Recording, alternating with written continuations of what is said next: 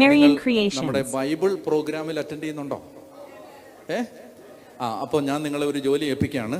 അതായത് നമുക്ക് ഈ ബൈബിൾ പ്രോഗ്രാം നിങ്ങളൊരു സുവിശേഷ വേലയായിട്ട് കരുതണം. എന്ന് പറഞ്ഞാൽ എന്താ? നിങ്ങൾ ഈ ബൈബിൾ പ്രോഗ്രാം ഒരു 10 പേരെ പരിചയപ്പെടുത്തണം. ഒരാൾ ചെയ്യാൻ പറ്റില്ലേ? ബൈബിൾ ഒരു വർഷം കൊണ്ട് ബൈബിൾ വായിച്ച് അനുഗ്രഹിക്കപ്പെടാൻ ദിവസത്തിൽ 20 മിനിറ്റോ 25 മിനിറ്റോ മാറ്റിവെക്കുക. അത് ഏത് മനുഷ്യനും ചെയ്യാൻ പറ്റും. അതിന് ക്രിസ്ത്യാനിയാവണമെന്നൊരു നിർബന്ധമുണ്ടോ? ഇല്ല. അപ്പം അതുകൊണ്ട് നിങ്ങൾ ഇതൊരു സുവിശേഷ വേലയായിട്ട് കണ്ട് നിങ്ങൾ അതിൻ്റെ പ്രാരംഭ വീഡിയോകൾ നിങ്ങളുടെ മൊബൈലിൽ എടുത്ത് ഷെയർ ചെയ്ത് സുവിശേഷ വേലയിൽ സഹായിക്കണം.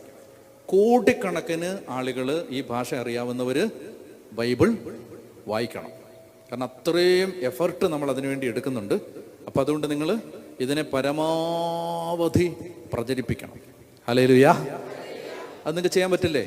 നിങ്ങൾ പരമാവധി നിങ്ങളുടെ ഇടവകയിൽ ബൈബിൾ റീഡിംഗ് ഗ്രൂപ്പുകൾ തുടങ്ങണം. ബൈബിൾ വായന, യൂത്തിനിടയിൽ ബൈബിൾ വായന ഗ്രൂപ്പുകൾ, ഒരു വാട്സപ്പ് ഗ്രൂപ്പ് ഉണ്ടാക്കിയിട്ട് എല്ലാ ദിവസവും നിങ്ങൾ അതിൻ്റെ ലിങ്ക് ഷെയർ ചെയ്ത് അങ്ങനെ നിങ്ങൾ ഇതിനെ നിങ്ങൾ പരമാവധി എല്ലാവരും ഇത് വേറൊന്നും അല്ലല്ലോ. മൗണ്ട് കാർമൽ ധ്യാനത്തിന് വരാനോ നമുക്ക് സംഭാവന തരാനോ ഒന്നും അല്ലല്ലോ ഞാൻ പറയുന്നത് നിങ്ങൾ ബൈബിൾ വായിക്കാൻ ഈ ജനതയെ പ്രേരിപ്പിക്കണം. എന്നാലേ ഇനി രക്ഷയുള്ളൂ. വചനത്തിൽ ആഴപ്പെടാത്തൊരു ജനത വഴിവക്കിൽ തല്ലടിച്ച് മരിക്കും. ദൈവവചനം ഉള്ളിൽ കയറാത്തവർ ഇനി സർവൈവ് ചെയ്യില്ല. അതുകൊണ്ട് ഞാൻ നിങ്ങളോട് പറയുകയാണ്, കർത്താവ് ഒത്തിരി പ്രതീക്ഷ വച്ചിരിക്കുന്നൊരു സഭയാണ് കേരള സഭ. അതുകൊണ്ട് നിങ്ങൾ ഇത് മലയാളത്തിൽ കഴിഞ്ഞാൽ ഉടനെ തന്നെ ഇന്ത്യയിലെ മറ്റെല്ലാ ഭാഷകളിലേക്കും ബൈബിൾ വായനാ പദ്ധതി മുന്നോട്ട് പോകും. മനസ്സിലായോ?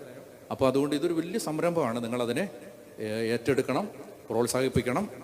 ദൈവവചനം വ്യാപിക്കുന്നതിൽ നിങ്ങൾ സന്തോഷം കണ്ടെത്തണം.